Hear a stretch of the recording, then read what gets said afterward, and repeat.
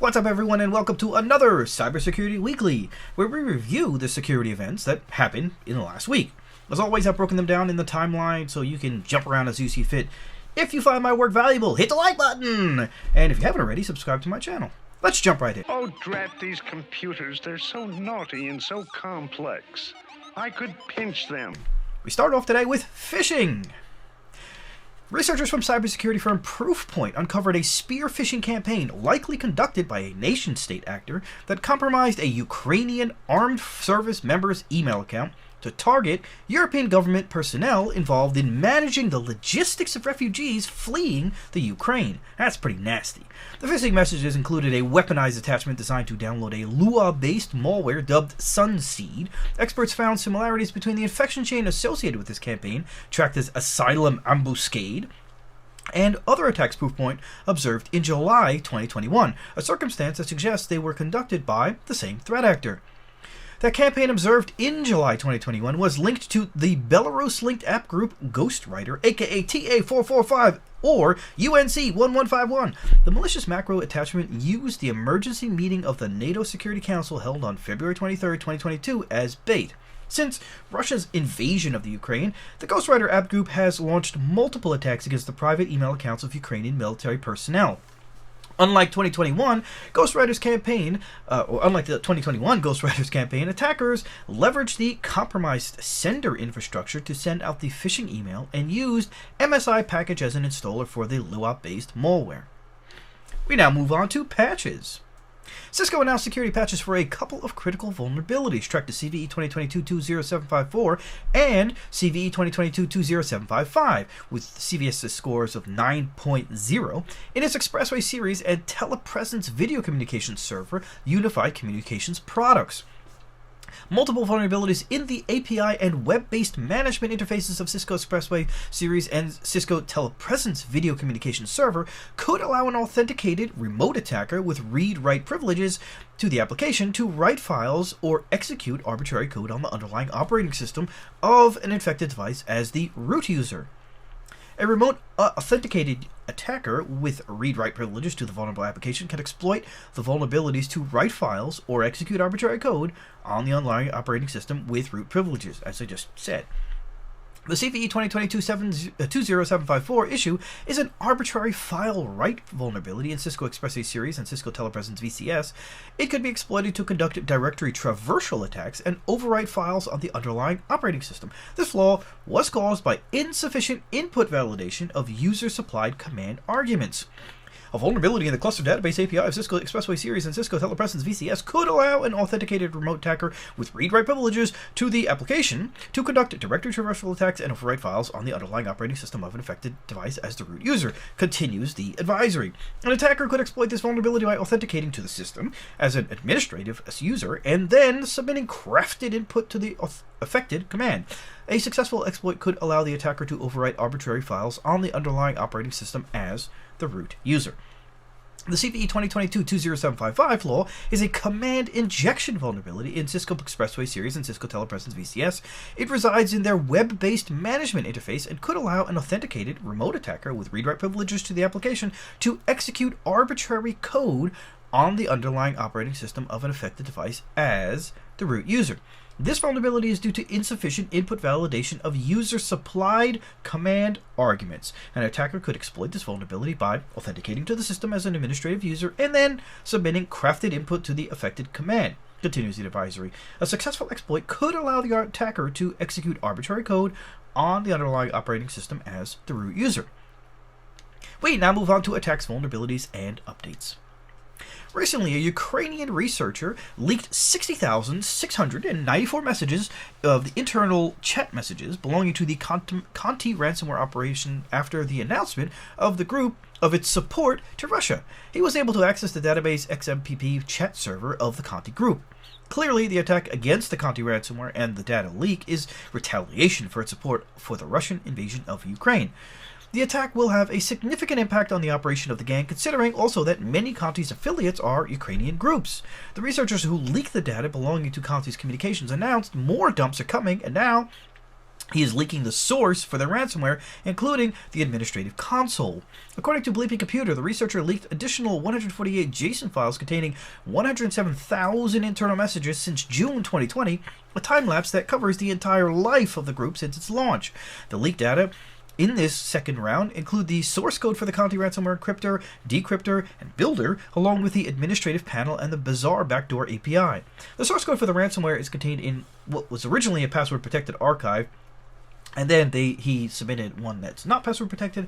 Despite the researcher did not leak the password, another expert, again, cracked it and shared it. The public availability of the source code could temporarily destroy the Conti ransomware operation because security experts could perform reverse engineering to determine how it works and develop a working decryptor.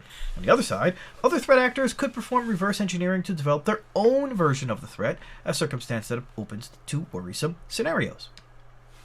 Washington, citing Starlink jamming near conflict areas, Elon Musk said on March 5th that SpaceX will be reprioritized to cyber defense and overcoming signal jamming at the expense of slight delays in Starship and Starlink version 2. That means tons of resources, money, and people are being diverted to security.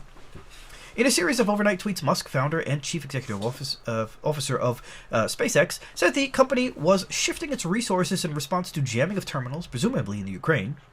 A recent update to Starlink software bypasses the jamming, he added, but did not elaborate. The moves come a week after Musk responded to a request by Ukrainian Vice Prime Minister Mikhailo Fedorov, the country's Minister of Digital Transformation, to provide Starlink service in the country to ensure access if Russia cut off other lines of communications. Musk said February 26 that Starlink service has been turned on in the country, and 2 days later, an initial shipment of at least several dozen Starlink terminals arrived in Ukraine. Neither SpaceX nor Ukrainian government officials have disclosed how many Starlink terminals are active in the country. Musk tweeted March 3rd that SpaceX made other software changes to reduce the terminal's power consumption, allowing it to be powered by a cigarette lighter in a car, and to enable roaming on moving vehicles.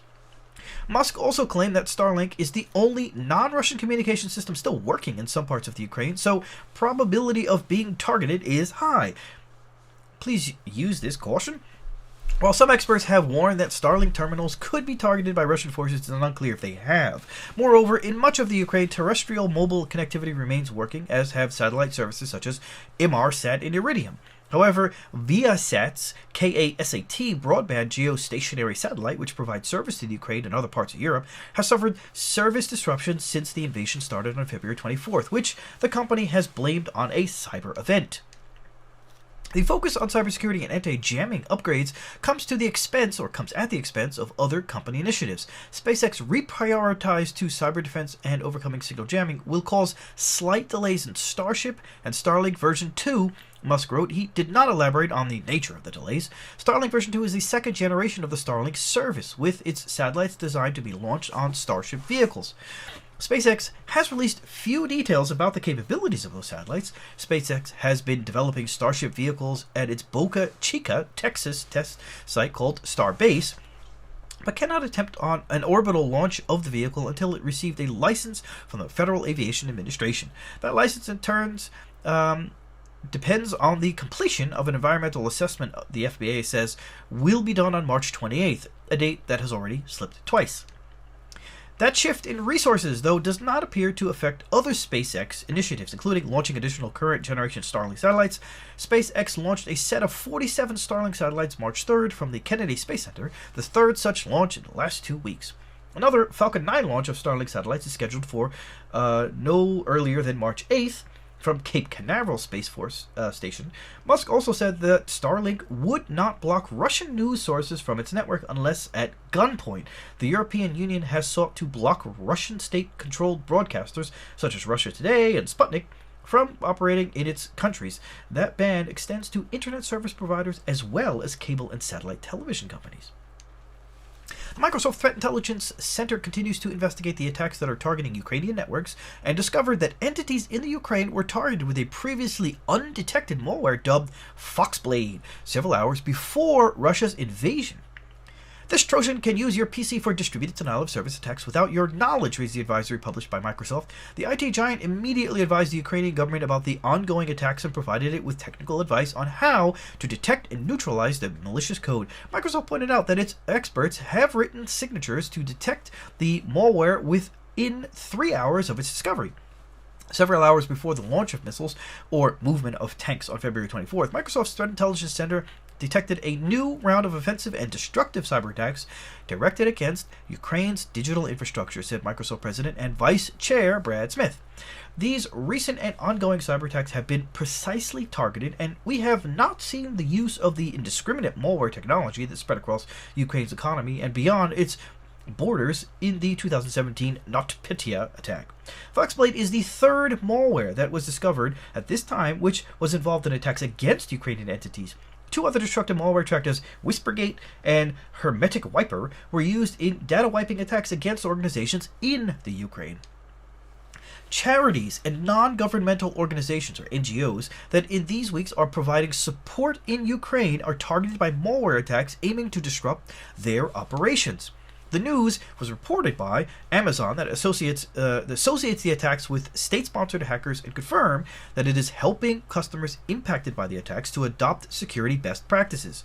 Some of the most impacted operations are related to medical supplies, food, and clothing relief.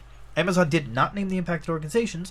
It is working with multiple organizations that donated $5 million to organizations that are providing critical support on the ground, including UNICEF, UNHCR, World Food Programs, Red Cross, Polska, Akcja Humanitarna, and Save the Children.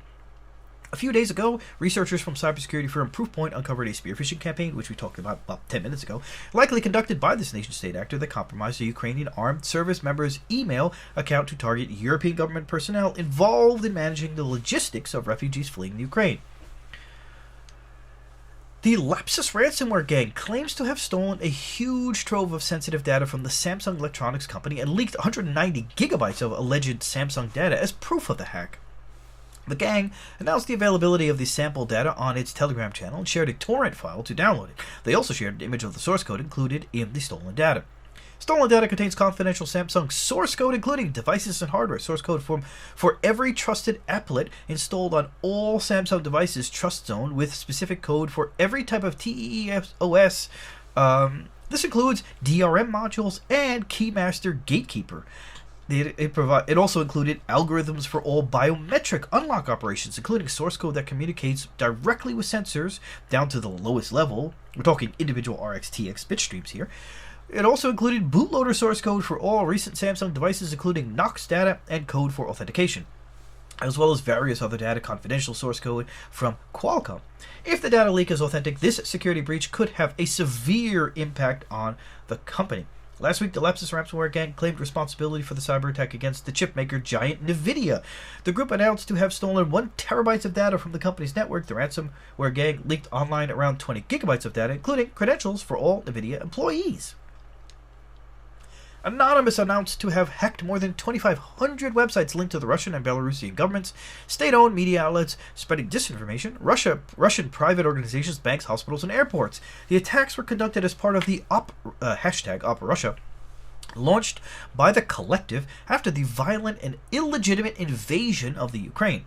The popular collective, along with white hat hackers and researchers who responded to the call to arms against Russia, also targeted prominent cybercrime gangs that announced their support for Moscow. Pro-Ukrainian hackers leaked thousands of internal chats from Conti Ransomware group, along with the source code for their malware. A few hours ago, the anonymous linked group ATW announced to have breached and leaked the database of the Russian energy corporation giant Gazprom. Anonymous also leaked databases of the Russian government website, gov.ru, which includes subdomains and backend IPs for every server and the website of the Ministry of Economic Development of Russia. The list of targeted entities is long and includes the official website of the government of the Republic of Crimea, the Russian space agency Roskomnadzor website. One of the most clamorous leaks announced this week is related to documents allegedly stolen from Russian troops that demonstrate the planning of Moscow for this war. The war plan was approved on January 18th, and the initial plan was to occupy Ukraine by March 6th. Anonymous publicly spread on its social network channels the alleged invasion plans by Moscow and Ukraine. According to the hackers, the attack was reportedly approved on January 18, 2022, and included a blitzkrieg from February 20th to March 6th, reported Avio News. The activists have also made available to everyone geographical maps and strategic files written in Cyrillic language and belonging to the Black Sea Fleet of the Russian Navy. At the moment, it has not been possible to verify the authenticity of the published documents. Therefore, the reliability of the source remains difficult to verify. Anonymous also attempted to support military operations on the field by hacking into IP cameras that were used to monitor the movements of Ukrainians. #Russian IP cameras were put in place to monitor #Ukrainian movements. We made sure to lock the Russians out of their own little spying devices by changing their default passwords and knocking their stuff offline, was the message published by the collective on Twitter. Orange confirmed that nearly 9,000 subscribers of a satellite internet service provider by its subsidiary Nordnet in France were offline following a cyber event that took place on February 24th at Viasat, the U.S. giant satellite operator that provides services to the European carriers. Around one-third of 40,000 subscribers of the Big Blue satellite internet service in Europe, Germany, France, Hungary, Greece, Italy, and Poland were impacted by the same cyber event. Viasat announced on Wednesday that the cyber event had caused a partial network outage for customers in Ukraine and elsewhere in Europe who rely on its KA-SAT satellite. At this time, Viasat has yet to provide technical details about the malicious event, which is under an ongoing investigation by law enforcement. General Michael Friedling, head of France's Space Command, confirmed that the root cause of the outage is a cyber attack. Cybersecurity and intelligence experts fear a possible spillover from Ukraine and Russian conflict. Cyber attacks and cyber weapons used by threat actors involved in the cyber dispute could target infrastructure all over the world. While Russia is targeting Ukraine with wipers and DDoS attacks and disinformation campaigns, hacktivists like Anonymous are providing their support to Ukraine, targeting government organizations and private businesses in Russia and Belarus. Malicious Google Play apps have circumvented censorship by hiding Trojans in software updates. That's a little hard to say. Circumvented censorship. The TeaBot banking Trojan, also known as Anatsa, has been spotted on the Google Play Store. Researchers from Cliffy have discovered the malware, designed to intercept SMS messages and login credentials from unwitting users, affected users of more than 400 banking and financial apps, including those from Russia, China, and the US. This isn't the first time TeaBot has terrorized Android users.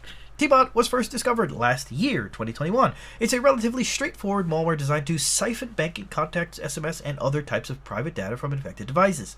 What makes it unique, what gives it such staying power, is the clever means by which it spreads. TeaBot requires no malicious email or text message, no fraudulent website or third-party service. Instead, it typically comes packaged in a dropper application. Droppers are programs that seem legitimate from the outside, but in fact act as vehicles to deliver a second-stage malicious payload. TeaBot droppers have masked themselves as ordinary QR code or PDF readers. Hank Schless, senior manager of security solutions at Lookout, explained via email that attackers usually stick to utility apps like QR code scanners, flashlights, photo filters, or PDF scanners because these are apps that people download out of necessity and likely won't put as much time into looking at reviews that might impact their decision to download. This tactic appears to be effective. In January, an app called QR Code Reader Scanner app was distributing 17 different TeaBot variants for a little over a month. It managed to pull in more than 100,000 downloads by the time it was discovered. Other TeaBot droppers, discovered by Dutch security firm ThreatFabric last November, have been packaged under many names such as QR Scanner 2021, PDF Document Scanner, and Crypto Tracker. The latest, according to security firm Cliffy, was QR Code and Barcode Scanner. The ultimate goal of these attacks is to retrieve sensitive information such as login credentials, SMS, and two-factor authentication codes from the device's screen, as well as to perform malicious actions on the device, the report said. State communications watchdog Roskomnadzor ordered to block access to Facebook over its decision to ban Russian media and state information services or resources. The block comes after Facebook recently deactivated or restricted access to accounts belonging to media outlets and news agencies spreading Russian propaganda, including RIA Novosti, Sputnik, and Russia Today. The Russian Roskomnadzor said the ban discriminated against Russia-owned media violating Russian law. On Friday, the Roskomnadzor also ordered to block the BBC, the US Voice of America, Radio Free Europe, Radio Liberty, Deutsche Welle, and Medusa. Roskomnadzor recently also blocked access to Twitter following an order by the Prosecutor General's office on February 24th. The social network Twitter has been blocked in Russian territory, Roskomnadzor said, in line with RKN's service for checking blocks of web pages and websites. Access to the online resource Twitter.com is restricted across Russia based on the Prosecutor General's office demand dated February 24th, reported the Interfax. RKN has earlier reported that Facebook was fully blocked across Russia. While the conflict in the battlefield continues, hacktivists continue to target Russian infrastructure exposed online. The Russian National Coordinating Center for Computer Incidents, or NCCC, released a massive list containing 17,576 IP addresses and 166 domains that were involved in a series of DDoS attacks that targeted its infrastructure. The list of domains includes the US CIA and FBI, USA Today, and Ukraine's Correspondent magazine, along with domains and apps specifically set up to target Russia amid the invasion. The advisory provides a list of recommendations for Russian organizations, including conducting an inventory of all network devices and services operating in their organization, restricting outside access to them, setting up logging systems, using complex and unique passwords, using Russian DNS servers, watching out for phishing attacks, and forcing data backups. The Russian government fears the consequence of data breaches suffered by its organizations or possible interference by third-party nation-state actors that could exploit the ongoing attacks to carry out covert cyber attacks. The Kremlin also fears the spreading of news related to the conflict on its soil for this reason. Twitter and Facebook were restricted in Russia amid the conflict with the Ukraine. On February 4th, Linux announced CVE 2022-0492, a new privilege escalation vulnerability in the kernel. CVE 2022-0492 marks a logical bug in control groups, or Cgroups, a Linux feature that is a fundamental building block of containers. The issue stands out as one of the simplest Linux privilege escalations discovered in recent times. The Linux kernel mistakenly exposed a privileged operation to unprivileged users. Fortunately, the default security hardenings in most container environments are enough to prevent container escape. Containers running with AppArmor or SE Linux are protected. That being said, if you run containers without best practice hardenings or with additional privileges, you may be at risk. The Am I Affected section lists vulnerable container configurations and provides instructions on how to test whether a container environment is vulnerable. Aside from containers, the vulnerability can also allow root host processes with no capabilities, or non-root host processes with a capped DAC override capability, to escalate privileges and attain all capabilities. This may allow attackers to circumvent a hardening measure used by certain services, which drop capabilities in an attempt to limit impact if a compromise occurs. Unit 42 recommends users upgrade to a fixed kernel version for those running containers, enable seccomp, and ensure AppArmor or SE Linux are enabled.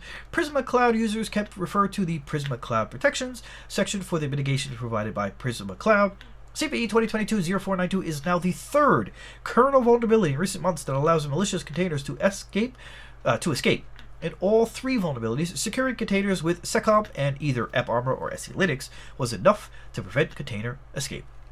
When it comes to trying to determine which hacker group is supporting Russia versus which hacker group is supporting the Ukraine, the analysis of the current scenario in cyberspace is not easy due to the presence of multiple threat actors and the difficulty of attributing the attacks to any specific group. Security group CyberKnow shared an interesting analysis about the groups, their operations, and the channels they are using to disclose their operations. As reported by CyberKnow, Russian and Belarusian apt groups Gamardon, Sandworm, Ghostwrite, ransomware gangs like Conti and Stormus, and groups of alleged activists are supporting Russia. The level of entropy is maximum and could lead to information warfare operations and false flag activities. Recent data leaks of Conti gangs and TrickBot operation revealed support in relationship with the Russian intelligence.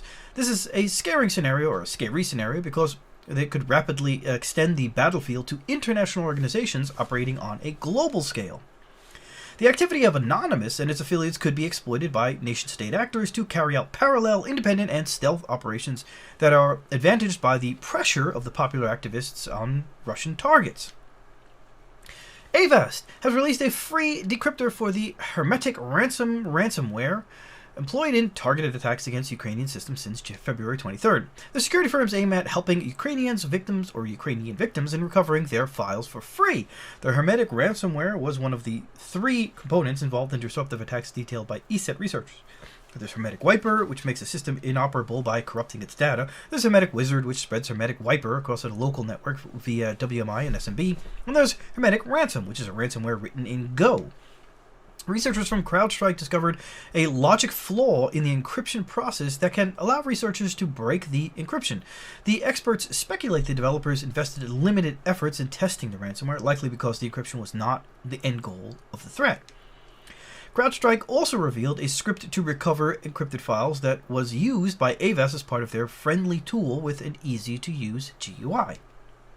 Researchers from Palo Alto Networks have analyzed more than 200,000 medical infusion pumps on the networks of hospitals and other healthcare organizations to discover that 75% are affected by known vulnerabilities that could be exploited by attackers. One of the most interesting findings that emerged from the report is that 52% of all infusion pumps analyzed by the experts were susceptible to 2 vulnerabilities publicly disclosed in 2019. This data are disconcerting, considering that the average infusion pump has a life of 8 to 10 years. Experts group the issues in several categories, including leakage of sensitive information, unauthorized access, and buffer overflow. Palo Alto Networks reported that some issues are related to third-party cross-platform libraries used by the devices, such as Network Stacks, which is CVE 2019-12255, and CVE 2019-12264, vulnerabilities in the TCP/IP stack IPnet. Both flaws affect 52% of the analyzed infusion pumps, approximately more than 104,000 devices. Palo Alto Networks recommends healthcare providers adopt a proactive security strategy to prevent attacks. Below are some of the key capabilities to consider when evaluating IOMT security strategies and technologies for healthcare. Accurate discovery and inventory, holistic risk assessment, apply risk reduction policies, and with attack surfaces widening and attack vectors becoming more refined than ever before, now's the time for healthcare organizations to define medical device security with a new level of sophistication. Now's the time? You mean like 5 years ago was the time, but whatever. Cyber attacks are an important component of the military strategy against the Ukraine. Experts observed a spike in the attacks against Ukrainian WordPress sites since the beginning of the military invasion of the country. The attacks, aimed at making the websites unreachable and causing fear and distrust in the Ukrainian government, WordPress security firm WordFence reported. The company analyzed the number of exploit attempts on websites that it protects, which is of 8,320 WordPress websites belonging to the universities, government, military, and law enforcement entities in Ukraine. Experts pointed out that the term attack indicates a sophisticated exploit attempt and does not refer to simple brute force attacks like login guessing attempts or distributed denial of service traffic. The attacks were aimed at exploiting vulnerabilities on a targeted WordPress website. WordFence reported that the number of attacks peaked at 144,000 on February 25th. A big portion of these attacks focuses on a subset of 376 academic websites starting February 25th. Experts observed a spike that peaked on that day at over 104,000 attacks in a single day. Below is the attacks observed by the company. 479 attacks on February 24th, 37,974 attacks on February 25th, and 104,098 attacks on February 26th, and then 67,552 attacks on February 27th. At least 30 Ukrainian university websites were compromised by attackers that defaced some of them, while others were unavailable. The threat actor behind the attacks against universities was named the MX Onday or MX Monday. Evidence of the defaced websites are available on zone-h.org. The group in the past hit Brazilian, Indonesian, Spanish, Argentinian, US, and Turkish websites. Its activity is, its first entries on ZH file date back to April 2019. One of the tweets published by the group expressed support to the Russian government. Of course, WordFence decided to deploy real-time threat intelligence to all Ukrainian websites, a feature that is normally included only in premium subscriptions. Oh, good for them. Anonymous and the numerous hacker groups that declared war on Russia continue to target Russian government entities and private businesses. Yesterday, the hacking group Network Battalion 65, or NB65, which is affiliated with Anonymous, announced to have shut down the control center of the Russian space agency Roscosmos. According to the group, Russia lost control over some of its satellites due to the attack. Anyway, it is likely that the attack was not so serious and the impact on the target servers was only temporary. Absurd but true, Russia considers it legitimate to invade another country, but warns it will consider cyber attacks on its satellites an act of war. Warned Dmitry Rogozin, the director of the space agency Russian Roscosmos State Space Corporation, in a TV interview. Rogozin explained that cyber attacks against the satellite infrastructure of its country would also be considered crimes. Rogozin added that the servers of the agency were not breached by the NB65 group. The Russian official called NB65 scammers and petty swindlers. This week, Rogozin also declared that the Russian space agency wanted British-based tech firm OneWeb to provide guarantees that its satellites are not going to be used against Russia. Russia is threatening to cancel the planned March 4th launch of 36 OneWeb satellites from the Baikonur Cosmodrome, fearing the satellite could be used against the country. Researchers from JFrog's security research team discovered 5 vulnerabilities in the popular PJSIP open-source multimedia communication library. PJSIP is a communication library written in C language, implementing standard-based protocols such as SIP, SDP, RTP, STUN, TURN, and ICE. It combines signaling protocol, or SIP, which with rich multimedia frameworks and NAT traversal functionality into a high-level API that is portable and suitable for almost any type of systems, ranging from desktops, embedded systems, and mobile handsets. PJSIP supports audio, video, presence, and instant messaging. The app supplied by the library can be used by IP telephony applications, including VoIP devices. Many popular communications use the library, including WhatsApp, BlueJeans, and Asterisk. An attacker can exploit the flaws to gain arbitrary code execution on devices running applications using the vulnerable library, or to trigger a denial of service condition. Maintainers for the library addressed them with the release of version 2.1.2 on February 24, 2022. The chipmaker giant NVIDIA was recently the victim of a cyber attack that impacted some of its systems for 2 days. The security breach is not connected to the ongoing crisis in Ukraine, according to a person familiar with the incident. The incident also impacted the company's developer tools and email systems, but business and commercial activities were not affected. Our business and commercial activities continue uninterrupted, NVIDIA said in a statement. We are still working to evaluate the nature and scope of the event and don't have any additional information to share at this time. The Lapsus ransomware gang is claiming responsibility for this attack. The group announced that to have stolen 1 terabyte of data from the NVIDIA's network. The ransomware gang leaked online around 20 gigabytes of data, including credentials for all NVIDIA employees. The company launched an investigation into the incident to determine the extent of the intrusion that confirmed that the attackers have stolen data from the chipmaker. NVIDIA said employee credentials and proprietary information were stolen during a cyber attack they announced on Friday. The chipmaker Giant discovered the intrusion on February 23rd. The attack also impacted its IT resources. Access to NVIDIA Employee VPN requires the PC to be enrolled in MDM, Mobile Device Management. With this, they were able to connect to a virtual machine we use. Yes, they successfully encrypted the data. The group claimed in a subsequent message. The Lapsus ransomware gang wrote on its Telegram channel. However, we have a backup and it's safe from scum. We are not hacked by a competitor, groups, or of any sorts. Okay, good for you. Notes threatening to tank targeted companies' stock price were embedded into the DDoS ransomware attacks as a string of text directed to CEOs and web ops geeks in the URL. Hey, WebOp geeks, you are already dead! A note claiming to be left by the R-Evil ransomware gang declared. Embedded into the attack itself is a string of text in the URL for the extortion demand. Imperva reported the interesting twist on Friday, one of several that's seen in the evolution of distributed denial of service attacks so far this year. In a post that detailed mitigation of a recent attack that hit up to 2.5 megabits per second, or MRPS, millions of requests per second, on a single website. Imperva's Nelly Klepfish shared several chest-thumping ransom notes.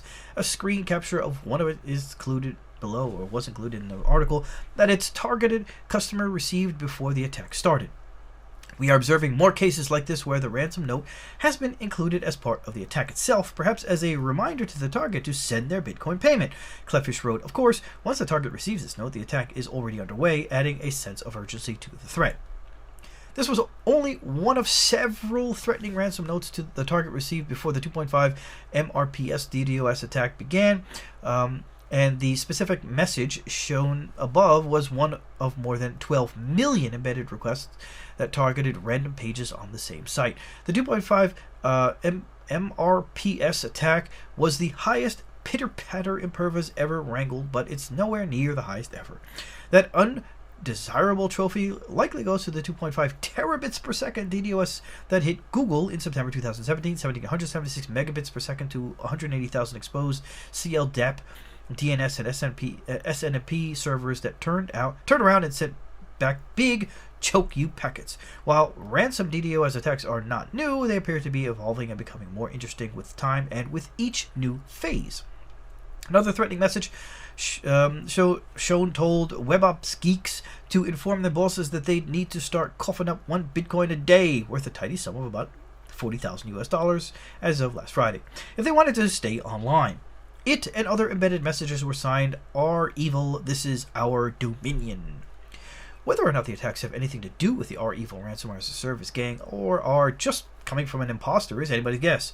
Russia made a show of busting up Our Evil in January with its Federal Security Service, claiming to have raided gang hideouts, seized currency, cars, and personnel, and neutralized Our Evil's infrastructure at the request of the United States.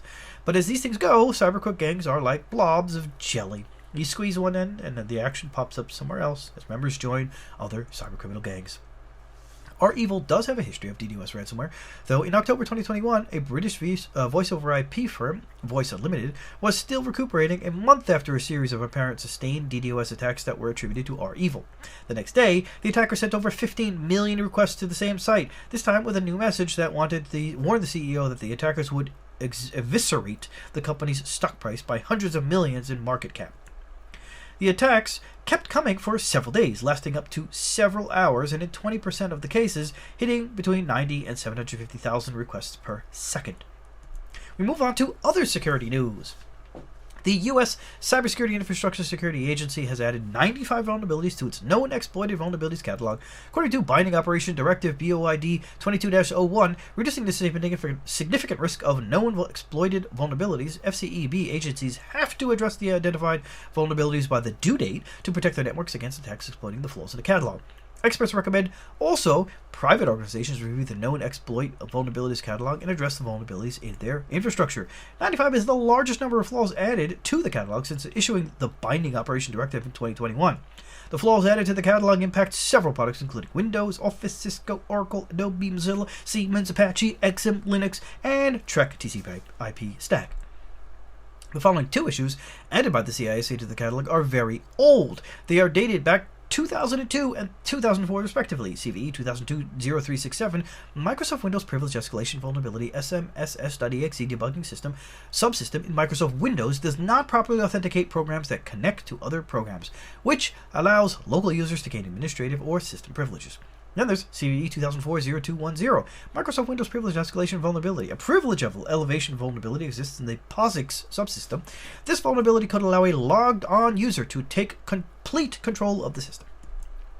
The due date for both vulnerabilities is March 24, 2022. 27 out of 95 vulnerabilities added by the U.S. agency to the catalog have March 17, 2022 as due date. 8 of them have been rated with a CVSS score of 9.8. The catalog of actively exploited bugs for federal agencies has reached a total of 478 entries with the latest added issues. With that, I say thanks again for watching. Don't forget to share and subscribe if you haven't already, and smash the bell if you haven't already. And I'll see you on the next episode. Take care.